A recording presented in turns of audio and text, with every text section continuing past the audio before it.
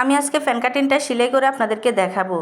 2 পা একসাথে করে আপনি জয়েন দিবেন, 2 পাট ভারিয়া দেখি জয়েন দিবেন। পুরো ভিডিওটা দেখেন, সেলাইয়ের কাজ করতে পারবেন, এমনকি চ্যানেলটাকে সাবস্ক্রাইব করে রাখুন। 2 পা একসাথে জয়েন দেওয়ার পরে এবার টপ সিন বলে এটাকে, টপ সিন দিব, তারপর চাপ সেলাই দিব, হাই করলে জয়েন দিব। হাই করলে জয়েন দেওয়ার পরে পায়ের ফাটে সে ভাটতি বর্ডার পড়বে, ভাটতি বর্ডারটা দিতে হবে চাপ, চাপ সেলাই দিব, চাপ সেলাই দিয়ে উল্টিয়ে নিব।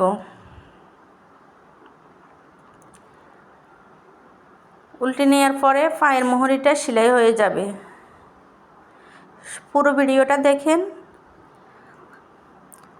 এখন আমরা হাই জয়েন দিব, হাই দোনো সাইডের হাই জয়েন দিব, বাড়িয়ে ফিট ধরে দোনো সাইডের হাই জয়েন দিব। উল্টোটা উপরে থাকবো, ভাড়িয়াটা ভিতরে থাকবে। এখন পায়ের মোহরি মাপে আমরা হাই জয়েন দিব, হাইটা সেলাই করে নিব।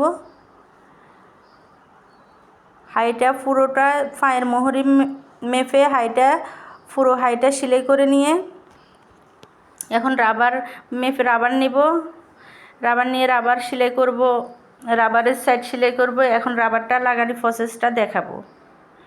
এই রাবার লাগানোর প্রসেসটা যদি দেখেন তাহলে ভালো করে রাবারটা লাগাই নিতে পারবেন।